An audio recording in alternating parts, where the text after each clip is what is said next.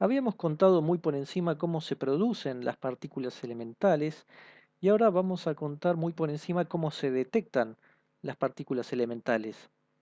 La idea entonces es contar cuáles son los detectores de partículas, que hay muchos, solo vamos a decir algunos.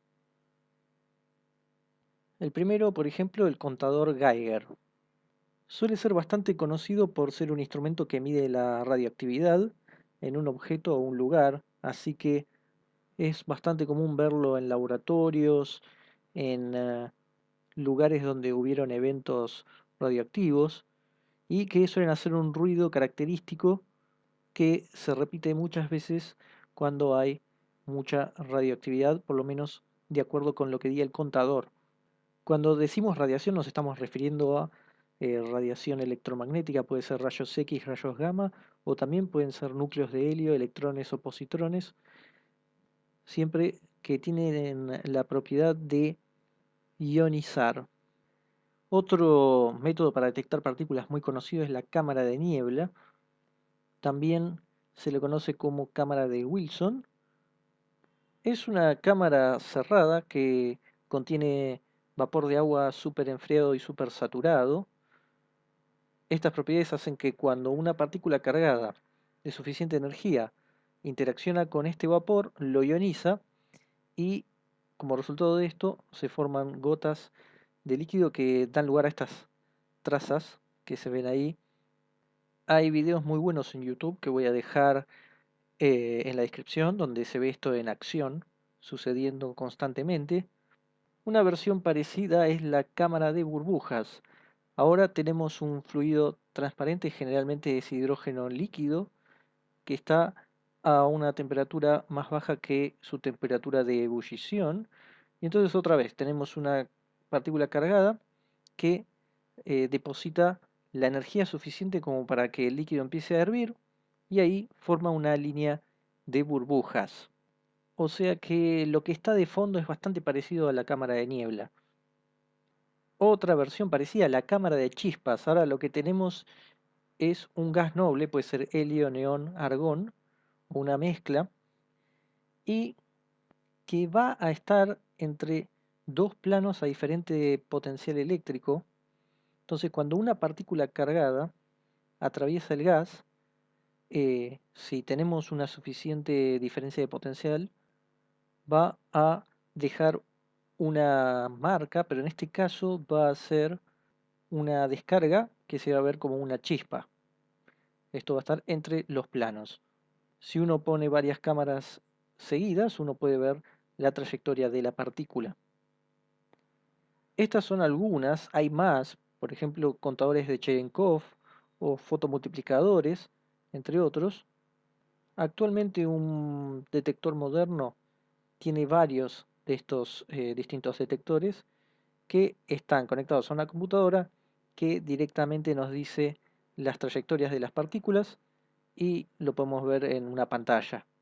Entonces no nos estamos metiendo con los detalles de cómo funcionan los detectores, simplemente decimos lo que en general hay en todos, que es el hecho de que cuando una partícula de alta energía pasa a través del detector, entonces pasa a través de materia que ioniza los átomos en el camino. Estos iones son los que actúan como semillas en la formación de la niebla en la cámara de niebla o de las burbujas en la cámara de burbujas o las chispas en la cámara de chispas. Pero siempre hay que decir que estamos hablando de partículas cargadas, porque si tenemos partículas neutras, no van a causar ionización y no deberían dejar ningún trazo.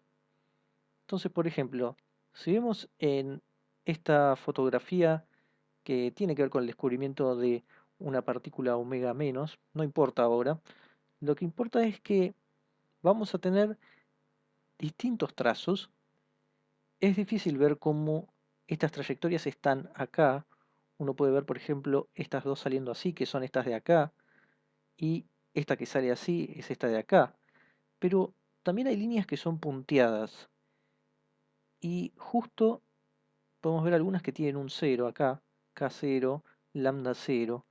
Estas son partículas neutras, acá también, y estas son invisibles para el detector. Simplemente se reconstruyen analizando los caminos de las partículas que están cargadas y por lo tanto dejan rastro. También podemos ver que la mayoría de las partículas están como curvadas. Hay muchas así que hacen como círculos. Si bien algunas pueden parecer rectas, siempre tienen algún desvío. Pero lo que está pasando en realidad es que las cámaras suelen estar entre polos de un imán gigante. Y entonces, si uno tiene partículas cargadas, van a ser influenciados por el campo magnético. Y eso hace que uno pueda decir, bueno, hay una partícula cargada que se movió para algún lado. Por ejemplo, si uno pone un campo magnético B, una partícula de carga Q y tiene momento P, entonces se va a mover en un círculo de radio R bajo la fórmula de ciclotrón que vimos en electromagnetismo, que sería R igual P QB o QBR igual P, o a veces se le agrega un C según las unidades que tengamos. Y de acá uno puede ver, a ver, cuál es el radio. El campo magnético lo pusimos nosotros, así que se supone que sabemos quién es decir, B y R los tenemos. Y si sabemos cuál es la carga, podemos deducir cuál es el momento de la partícula.